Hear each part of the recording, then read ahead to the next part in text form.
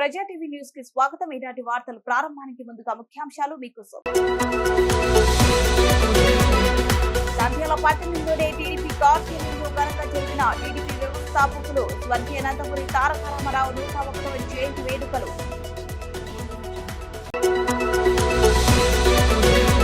ప్రశాంత వాతావరణంలో ఓట్ల లెక్కింపుకు పటిష్ట ప్రణాళిక ఏర్పాట్లు చేశామన్న నంద్యాల జిల్లా కలెక్టర్ డాక్టర్ శ్రీనివాసులు.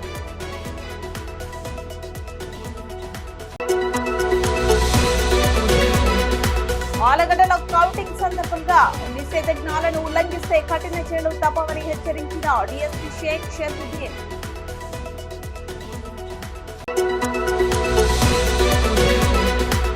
మహానందిలో వైభవంగా తిరిగిన శ్రీ కామేశ్వరి సమేత మహానందీశ్వరుడి పల్లకి సేవ వేలాదిగా తరలి వచ్చిన భక్తులు. నంద్యాల పట్టణంలోని తెలుగుదేశం పార్టీ కార్యాలయంలో తెలుగుదేశం పార్టీ వ్యవస్థాపకులు స్వర్గీయ నందమూరి తారక రామారావు 101వ జయంతి వేడుకలు ఘనంగా జరిగాయి. ఎన్టీఆర్ 101వ జయంతి వేడుకల సందర్భంగా టీడీపీ అసెంబ్లీ అభ్యర్థి మాజీ మంత్రి ఫారూక్, ఎంపీ అభ్యర్థి వైరెడ్డి శబరి, మాజీ మంత్రి ఏరాసు ప్రతాప్ రెడ్డి, టీడీపీ రాష్ట్ర కార్యదర్శి తాతిరెడ్డి తులసిరెడ్డి పార్టీ కార్యాలయం ఆవరణంలో వేలాది మంది కార్యకర్తలు, నేతల మధ్య తెలుగుదేశం జెండా ఆవిష్కరించారు. అనంతరం స్వర్గీయ నందమూరి తారక రామారావు చిత్రపటానికి పూలమాలలు వేసి ఘన నివాళులు అర్పించారు. అనంతరం ఏర్పాటు చేసిన సమావేశంలో టీడీపీ రాష్ట్ర కార్యదర్శి తాతిరెడ్డి తులసిరెడ్డి మాట్లాడుతూ, పార్టీ స్థాపించిన 6 నెలల్లోనే అధికారంలోకి వచ్చిన ఘనత స్వర్గీయ ఎన్టీఆర్ కి దక్కుతుందన్నారు. మాజీ మంత్రి ఫారూక్ మాట్లాడుతూ, మైనార్టీల కోసం పరితపించి తనకు రాజకీయ భిక్ష పెట్టిన ఎన్టీఆర్ ని, తెలుగుదేశం పార్టీని ఎన్నటికీ మరవలేనన్నారు. ఎంపీ అభ్యర్థి వైరెడ్డి శబరి మాట్లాడుతూ, తన తండ్రి ఏదైనా రాజకీయంగా చెబితే తమకు స్వర్గీయ ఎన్టీఆర్ గురించి చెప్పేవారన్నారు. రూపాయి జీతంతో నిస్వార్థంగా ప్రజల కోసం పనిచేసిన గొప్ప వ్యక్తి ఎన్టీఆర్ అని కొనియాడారు. మాజీ మంత్రి ఏరాసు ప్రతాప్ రెడ్డి మాట్లాడుతూ, ఆనాడు ఎమర్జెన్సీ రోజులలో ఢిల్లీ పెద్దలు అరాచకాల నేపథ్యంలో ఆంధ్రజాతి ఆత్మాభిమానం కాపాడేందుకు అన్న ఎన్టీఆర్ పార్టీ స్థాపించి ఢిల్లీకి ముచ్చెమటలు పట్టించారన్నారు. పేదలకు కోసం ఎన్నో సంక్షేమ పథకాలను తెలుగుదేశం పార్టీ ఆవిర్భవించాకే అమలు అయ్యాయని, పేదల పక్షపాతి అన్న ఎన్టీఆర్ అని నేతలు స్వర్గీయ ఎన్టీఆర్ సేవలను కొనియాడారు. కార్యక్రమంలో టీడీపీ రాష్ట్ర కార్యదర్శి వెదుర్ల రామచంద్రరావు, టీడీపీ నేతలు నరహరి విశ్వనాథరెడ్డి, వేలాది మంది కార్యకర్తలు, అభిమానులు పాల్గొన్నారు.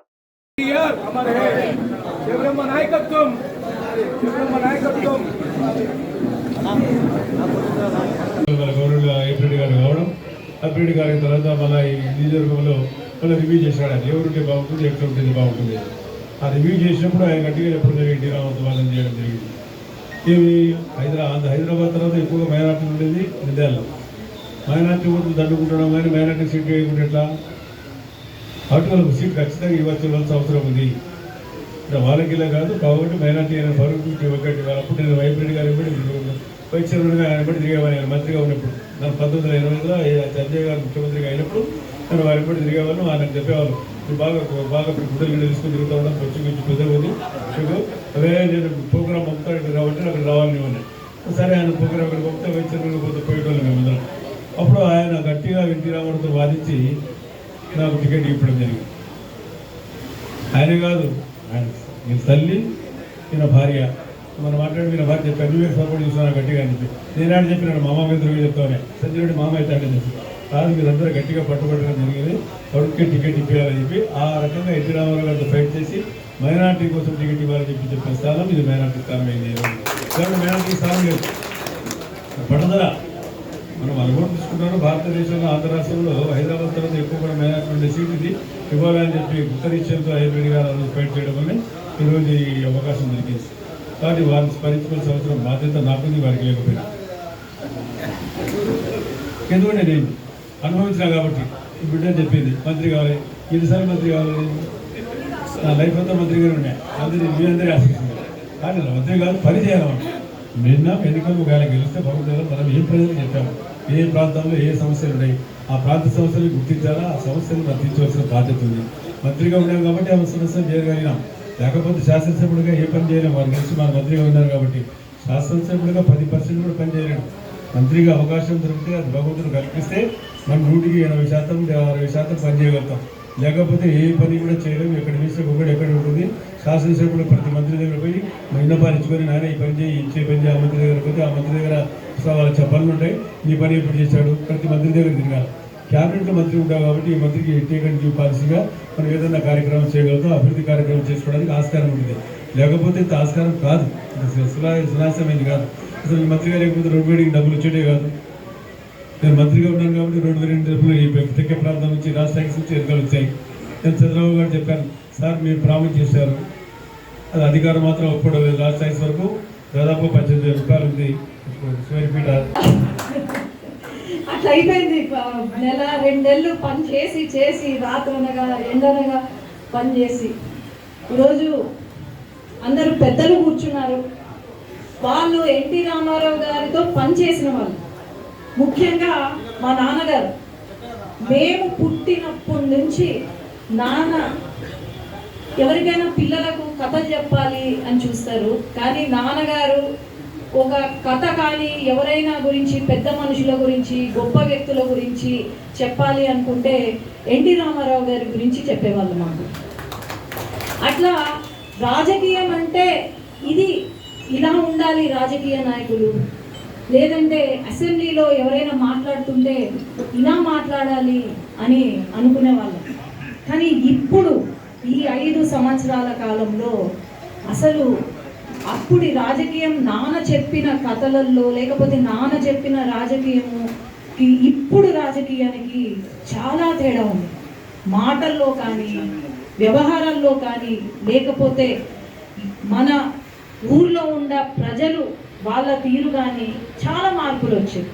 నాకు ఆనాడు నాన్న చెప్పేవారు, ఎన్టీ రామారావు గారు ముఖ్యమంత్రి అయిన తర్వాత అసలు ఆయన జీతం మామూలుగా ఎమ్మెల్యేలకు, ఎంపీలకు, ముఖ్యమంత్రులకు జీతం ఉంటుంది, కానీ ఆయన నాకు వద్దు జీతం, నాకు వచ్చే డబ్బులు ఏవైతే ఉన్నాయో అవి ప్రజలకు ఇవ్వండి అని చెప్పారు. లేదు మేము ఒప్పుకోము, మీరు తీసుకోవాల్సింది అంటే ₹1, ఒకటే ₹1 తీసుకునేవారు. ఆయన రాజకీయంలో ఉన్నంత కాలం ₹1 అంట. ఇప్పుడు ఎవరైనా ఉన్నారా అలాంటి రాజకీయ నాయకులు? సీఎం అంటే కాన్వాయ్ కార్లు, పెద్ద పెద్ద కార్లు అందించేవాళ్ళు, కానీ ఆయన నాకు ఏ కారు వద్దు, నాకు అంబాసిడర్ కారు నాది ఉంది చాలు, నాకు అబిడ్స్ ఇల్లు ఉంది చాలు, నాకు ఇంకా ఏ ఇల్లు వద్దు, ఏ కారు వద్దు అని అన్నారంట. అట్లాగే మనకు ఏదైనా నిధులు తక్కువైనా కూడా ఆయన నాకు నాన్న వీడియోలు చూపించాడు. అప్పట్లో ఏదో క్యాసెట్ పెట్టి, పెద్ద క్యాసెట్ పెట్టి వీడియో చూపించినాడు. ఆయన జోల కట్టి అందరినీ అడుక్కున్నాడు. అవునా, గుర్తుందా మీకు? నాకైతే గుర్తుంది. జోల కట్టి ఇట్లా పట్టుకొని డబ్బులు ₹10, ₹1, ₹2 కాయిన్స్ కూడా వేశారు. అంత గొప్ప వ్యక్తి ఇప్పుడు ఎవరైనా ఉన్నారా రాజకీయ నాయకుల్లో? 65 కాదన్నా, నాకు తెలిసి ఇంకా తర్వాతే ఉంటుంది. అట్లాంటి వ్యక్తి అతను. మరి ఇప్పుడు కూడా ఆయన మన గుండెల్లో ఉన్నారు. నందమూరి తారక రామారావు గారు అంటే ఆయన మరి దేవుడితో సమానం ఉన్నారు. మాలాంటి ఇప్పుడు మేము చిన్న వయసు ఉన్న వాళ్ళము, మాకు అతను నిజంగా ఒక గాడ్ ఫాదర్ లానే. ఎందుకంటే ఆనాడు దేశంలో ఎక్కడ సంక్షేమం లేదు, అభివృద్ధి లేదు.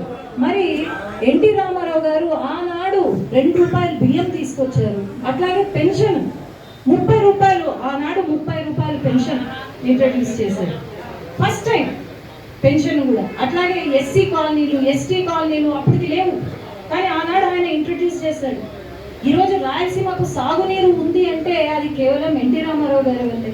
గాలేరు నగరి కానీ, హంద్రీనీవా కానీ, తెలుగు గంగా కానీ, లేదంటే శ్రీశైలం కుడి కాలువ కానీ, ఇట్లా ఎన్నో ఈరోజు మనము సాగునీరు కానీ. పుట్టినరోజు జరుపుకుంటున్న ఈ సందర్భంగా, శుభ సందర్భంగా మీకు అందరికీ నా హృదయపూర్వక శుభాకాంక్షలు తెలియజేసుకుంటున్నాను. ఈరోజు 101వ జయంతి జరుపుకుంటున్న ఈ సందర్భంగా మాకు అన్నీ ఒకసారి గుర్తు చేసుకుంటే, అంటే పాతవన్నీ గుర్తుకొస్తున్నాయి. అంటే రైట్ ఫ్రమ్ 78, 78 ఎట్లుంది, 79 ఎట్లుంది, అసలుకి ఎన్టీ రామారావు గారు రావడం ఏ రకంగా వచ్చారు, ఎందుకు వచ్చారు, అప్పుడు మా పాత్ర ఏంటి, మేమేం చేస్తాం, చాలా మందికి తెలుసో తెలియదు. అప్పుడే ఎమర్జెన్సీ అయిపోయింది. మేము అదే చెప్తున్నాం, ఎమర్జెన్సీ అయిపోయింది. అప్పటికే అయిపోయిన తర్వాత 78లో చెన్నారెడ్డి గారు ముఖ్యమంత్రి కావడం, దాని తర్వాత మళ్ళీ అంజయ్ గారు కావడం, మళ్ళీ అంజయ్ గారిని తీసేసి భవన వెంకట్రామ్ గారిని పెట్టడం, భవన వెంకట్రామ్ గారిని తీసుకొచ్చి మళ్ళీ విజయభాస్కర్ రెడ్డి గారిని పెట్టడం. అంటే 5 ఏళ్లలో 4 చీఫ్ మినిస్టర్లు మార్చారు. అంటే ఎందుకు చెప్తున్నానంటే ఇది ఎందుకు 78 ఇప్పుడు ఎందుకు చెప్తున్నానని మీరు అనుకోవచ్చు. ఎందుకంటే ఆంధ్రప్రదేశ్ అన్నా ఆంధ్రులన్నా అతనికి ఢిల్లీలో మద్రాసు కిందనే ట్రీట్ చేసుకోవాలి తప్ప ఆంధ్రలో ఒక సపరేట్ స్టేట్ వీళ్ళకంతా ఒక వ్యక్తిత్వం ఉందనేటువంటిది ఎక్కడా లేదు. మనకు అసలు గుర్తింపే లేదు. తెలుగుదేశం సౌత్ ఇండియన్ అని అనేటోళ్ళు, లేకపోతే తమిళ్ మద్రాసియన్ అనేటోళ్ళు. అటువంటి దాంట్లో ఆంధ్రప్రదేశ్ అనేది టోటల్లీ నెగ్లెక్టెడ్. మనకు రావాల్సిన నిధులు కానీ విధులు కానీ ఏదైనా వచ్చేటువంటి పరిస్థితులు లేవు. అందులో ఎవరు కావాలంటే వారిని 3 నెలలకు ఒకసారి 6 నెలలకు ఒకసారి చీఫ్ మినిస్టర్లు మార్చేటువంటి పరిస్థితి. ఎవరంటే వారు ఆ రకంగా ఉండేది. అప్పుడు మీకు అందరు గుర్తుందో లేదో, ఒకటి జ్యోతిలక్ష్మి పాట ఉంది, ఒకటి అప్పారావు సుబ్బారావు వెంకటరావు ఎవడో వస్తాడనుకుంటే నీ వచ్చావా ఆయన రెడీ అని. అంటే మన ప్రతిష్ట ఆ రకంగా దిగదాచిపోతే తట్టుకోలేక ఎన్టీ రామారావు గారు దీన్ని ఏదన్నా మార్పు చేయాలి. ఎందుకో అంటే ఆయన కాకినాడలో జన్ముడు కనుకనే అటువంటి క్షణంలో రావడం, ఆయన నిర్ణయం తీసుకోవడం. అప్పటికి 1000 కోట్ల రూపాయల ఆదాయం ఉన్నా కూడా కాకున్నాడేమి ఆయన సినిమా రంగ జీవితంలో ఫుల్గా మంచి వెలుగుతున్న ఆ సమయాన్ని అన్ని పక్కనే పెట్టి దేశానికి రాష్ట్రానికి ఏదో ఒకటి చెయ్యాలి, తెలుగు స్పీకింగ్ వాళ్ళకి చెయ్యాలి అనేటువంటి ఒక నిర్ణయం ఆయన తీసుకోవడం, అది మన అదృష్టం. నిర్ణయం తీసుకోవడం, ఈటీటీలో తీసుకోవడం, 9 నెలలు దగ్గర 75 లక్షల కిలోమీటర్లు తిరిగి ప్రజల్లో చైతన్యం చేసి 83లో 202 సీట్లు గెలిచినటువంటి ఘన చరిత్ర ఎన్టీ రామారావు తెలుగుదేశానికి దక్కుతుంది కనుక ఎవరికి దక్కదు, ఎవరితో కాదు. నా భూతో నా భవిష్యత్ ఇదొక రికార్డ్, ఇది ఆల్ టైమ్ రికార్డ్.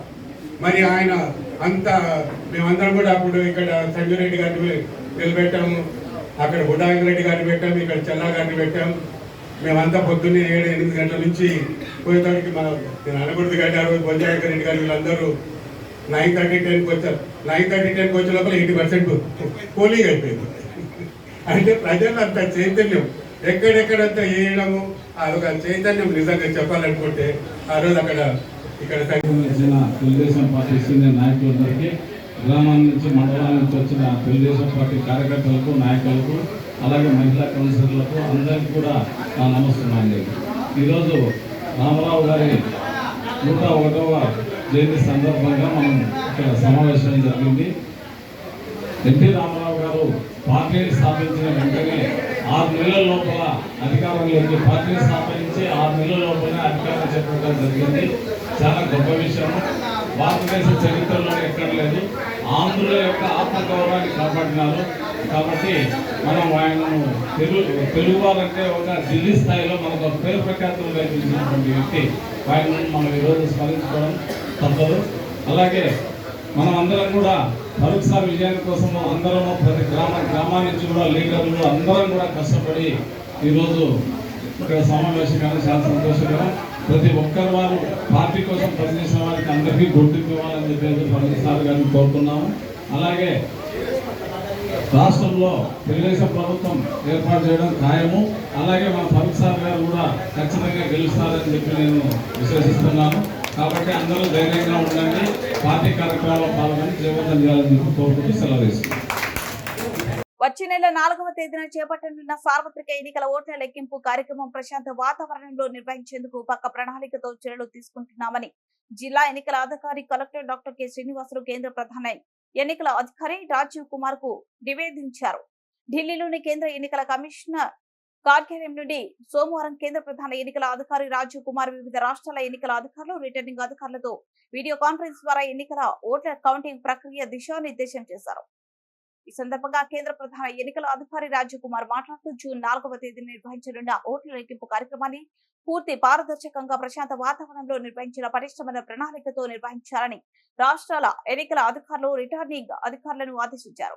దేశంలోని కొన్ని ప్రాంతాలలో మినహాలు పలు రాష్ట్రాలలో ఎన్నికల పోలింగ్ ప్రక్రియను సిబ్బంది ప్రశాంత వాతావరణంలో నిర్వహించారని, ఎటువంటి సమస్యలు లేకుండా పోలింగ్ నిర్వహించిన ఎన్నికల సిబ్బందిని ఈ సందర్భంగా రాజీవ్ కుమార్ అభినందించారు. అదే స్ఫూర్తితో ఎటువంటి శాంతి భద్రతల సమస్య లేకుండా కౌంటింగ్ ప్రక్రియను పూర్తి చేసేందుకు రిటర్నింగ్ అధికారులు పక్క ప్రణాళిక సిద్ధం చేసుకుని అమలు చేయాలన్నారు.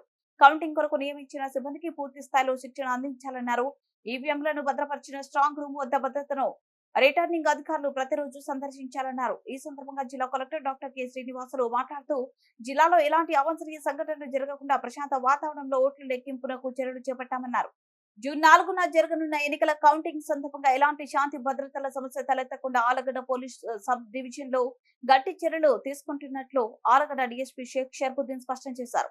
ఆలగడ్డ టౌన్ పోలీస్ స్టేషన్ లో మంగళవారం మీడియా సమావేశంలో ఆయన మాట్లాడుతూ కౌంటింగ్ సందర్భంగా ఎలాంటి అలర్ట్లకు పాల్పడినా ఉపేక్షించేది లేదని హెచ్చరించారు. ఈ సందర్భంగా పలు రాజకీయ పార్టీ నాయకులతో కూడా సమావేశం నిర్వహించి పోలీస్ శాఖ సూచనలను వివరించడం జరిగిందన్నారు. ప్రతి ఒక్కరూ ప్రశాంతమైన వాతావరణంలో ఎవరి ఇళ్లలో వాళ్ళు ఉండి కౌంటింగ్ విశేషాలు తెలుసుకోవాలన్నారు. ఆలగడ్డలో 30 పోలీస్ యాక్ట్ 144 సెక్షన్ అమలులో ఉందని, 4 వ్యక్తులు ఎక్కడ గుమిగూడు ఉండకూడదని డీఎస్పీ షేక్ షర్ఫుద్దీన్ పేర్కొన్నారు. జూన్ నెల 6 తేదీ వరకు ఎన్నికల కోడ్ అమల్లో ఉంటుందని, క్రాకర్స్ దుకాణాలు యాజమాన్లు బాణసంచి విక్రయించిన కఠిన చర్యలు తీసుకుంటామని హెచ్చరించారు. పట్టణంలోని లాడ్జీల నిర్వాహకులు కొత్త వ్యక్తులకు, బయట వ్యక్తులకు లాడ్జీ ఇవ్వరాదని, గ్రామాలలో ఎక్కడైనా ఏమైనా సంఘటనలు జరిగే అవకాశం ఉంటే వెంటనే పోలీసులకు సమాచారం ఇవ్వాలని ఆయన సూచించారు. కౌంటింగ్ సందర్భంగా 3 ప్రత్యేక పోలీసు చెక్ పోస్టులకు ఏర్పాటు చేస్తున్నామని, ఆలగడ్డ మండలంలోని పెద్ద చింతకుంట, సిరివెల్లమెట్ట, రేవనూరు గ్రామాలలో చెక్ పోస్టులను ఏర్పాటు చేసి వాహనాలను కూడా స్క్రీనింగ్ చేయనున్నట్లు ఆయన తెలిపారు. కౌంటింగ్ కు సంబంధించి అభ్యర్థులు వారి తరపున ఏజెంట్లను మినహా ఎవరిని అనుమతించేది లేదని డీఎస్పీ తెలిపారు. ఈ సమావేశంలో టౌన్ సిఐ రమేష్ బాబు, ఎస్ఐలు వెంకటరెడ్డి, షేక్ నగీనాలు కూడా పాల్గొన్నారు. ముఖ్యంగా ఆలగడ్డ పట్టణంలో మరియు నియోజకవర్గంలో 144 సెక్షన్ 30 పోలీస్ యాక్ట్ ఉన్నాయి. ఎవరు కూడా ఆలగడ్డకు రావద్దని ఇంత ముందుగా మీ ద్వారా అందరినీ నిర్ణయించుకోవడం జరిగింది. అదేవిధంగా ఇప్పుడు కూడా బయట వాళ్ళు ఎవరు కూడా వాళ్ళ ఇళ్లలో పల్లెల్లోనే ఉండి ఎన్నికల కౌంటింగ్ను గమనించవలసిందిగా తెలుసుకోవాల్సిందిగా కోరుతున్నా. అదేవిధంగా లాడ్జెస్ ఓనర్స్ మరియు ఫంక్షన్ హాల్స్ ఓనర్స్ కూడా పిలిపించి ఇప్పుడు మీటింగ్ పెట్టడం జరుగుతుంది. వాళ్ళు కూడా కోరడం ఏమంటే ఎవరిని కూడా బయట ఎన్నికలకు సంబంధించి ఎన్నికల కౌంటింగ్ సంబంధించి ఎవరికి కూడా రూమ్స్ ఇవ్వద్దని కోరుతున్నాం. అదేవిధంగా క్రాకర్ షాప్స్ ఉన్నాయి. ఆలగడ్డలో ఒక హోల్సేల్ షాప్ ఉంది. అదేవిధంగా లూజ్గా అమ్మే క్రాకర్ షాప్స్ ఉన్నాయి. వాళ్ళతో కూడా ఇప్పుడు మీటింగ్ పెడతాం. ఎవరు కూడా ఆఫ్టర్ కౌంటింగ్ విజయోత్సవాలు ఎవరు గెలిచినా ఎవరు ఓడినా కూడా ఎవరు కూడా విజయోత్సవాలు చేయకూడదు. 144 సెక్షన్ రేపు నెల 6వ తేదీ వరకు ఉంటుంది. ముఖ్యంగా ఈ ఏమైనా వయలేట్ చేసినట్టయితే వాళ్ళ మీద కూడా కేసులు పెట్టడం జరుగుతుంది. అదేవిధంగా కౌంటింగ్ సందర్భంగా ఒక 2-3 రోజుల నుంచే 3 చెక్ పోస్టులు పెడుతున్నాం.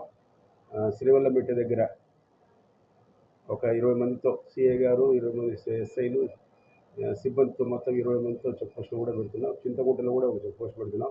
అదేవిధంగా రేవనూరు పిఎస్ లిమిట్స్లో కూడా ఒక చెక్ పోస్ట్ పెట్టి అందరినీ కూడా స్క్రీనింగ్ చేస్తాం. ఓన్లీ క్యాండిడేట్స్ మరియు వాళ్ళ ఏజెంట్స్ మాత్రమే నంద్యాలకు పంపడం జరుగుతుంది. అదేవిధంగా ఆలగడ్డ పట్టణంలో జరిగి ఎక్కడైనా 144 4 కంటే ఎక్కువ కూడా ఉండకూడదు. ఉండితే వికెట్స్ కూడా సుమారుగా సమస్యాత్మక గ్రామాల్లో 21 వికెట్స్ను కూడా వేయడం జరిగింది. అదేవిధంగా ఎస్ఐలు, సిఐలు టౌన్లో నేను కూడా క్యూఆర్టీగా ఒక్కొక్క మంది దగ్గర 10 మంది ఉంటారు సిబ్బంది. ఎక్కడ ఏమి వచ్చినా కూడా చర్య తీసుకునేదానికి మేము సిద్ధంగా ఉన్నాం. కాబట్టి ప్రజలు కోరేది ఏమంటే ఈ ఎన్నికల కౌంటింగ్ సందర్భంగా ఎవరి ఇళ్లలో వాళ్ళే ఉండాలని కోరుతున్నాం. అదేవిధంగా మండల హెడ్ క్వార్టర్స్ కానీ అసెంబ్లీ కాన్స్టిట్యూన్సీ హెడ్ క్వార్టర్స్ కానీ ఎవరు కూడా రాకూడదు. అదేవిధంగా కౌంటింగ్ చోటికి కూడా ఒక క్యాండిడేట్ మరియు ఎన్నికల కౌంటింగ్ ఏజెంట్లు మాత్రమే అలో చేస్తారు. ఇందులో కోరేది అంటే ప్రజలు మీ ద్వారా తెలుపుకునేది ఏమంటే ప్రతి ఒక్కరు కూడా మా హెచ్చరిక అనుకోండి, మనమే అనుకోండి, ప్రతి ఒక్కరు పాటించవలసిందిగా కోరుతున్నాం. ప్రముఖ పుణ్యక్షేత్రమైన మహానందిలో సోమవారం సాయంత్రం శ్రీ కామేశ్వరి సమేత మహానందీశ్వరుడి పల్లకి సేవ అత్యంత వైభవంగా జరిగింది. పల్లకి సేవను ఆలయ వేద పండితులు రవిశంకర్ అవధాని ఆధ్వర్యంలో వైభవంగా నిర్వహించారు. ముందుగా స్వామి అమ్మవార్ల ఉత్సవ మూర్తులను పల్లకిలో కొలువు తీర్చి వేద పండితులు, అర్చకులు శాస్త్రోక్తంగా పూజలు నిర్వహించారు. అనంతరం ఆలయ ప్రాంగణంలో వేద మంత్రాలు, మేళ తాళాలతో పల్లకి సేవ నిర్వహించారు. ఈ కార్యక్రమంలో వేలాది మంది భక్తులు పాల్గొని స్వామి అమ్మవార్లను దర్శించుకున్నారు.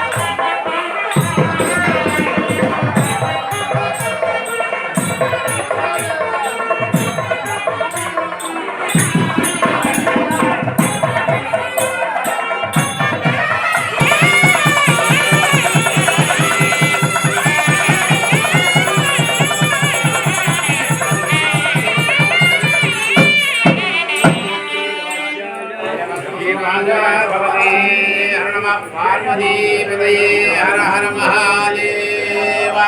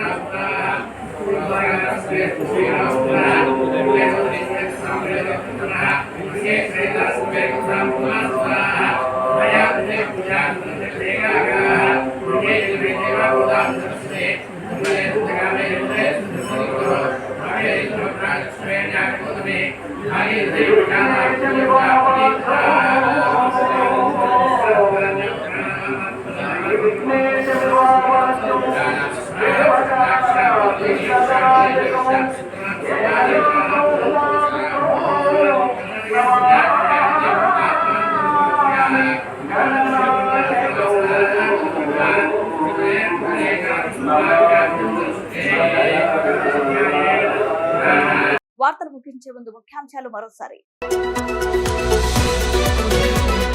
నంద్యాల పట్టణంలోని టీడీపీ కార్యాలయంలో ఘనంగా జరిగిన టీడీపీ వ్యవస్థాపకులు స్వర్గీయ నందమూరి తారక రామారావు 101వ జయంతి వేడుకలు.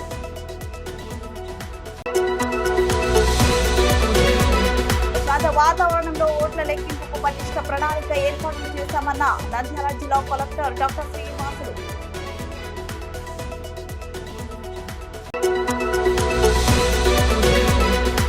ఆలగడ్డలో కౌంటింగ్ సందర్భంగా నిషేధాజ్ఞలను ఉల్లంఘిస్తే కఠిన చర్యలు తప్పవని హెచ్చరించిన డీఎస్పీ షేక్ షర్ఫుద్దీన్.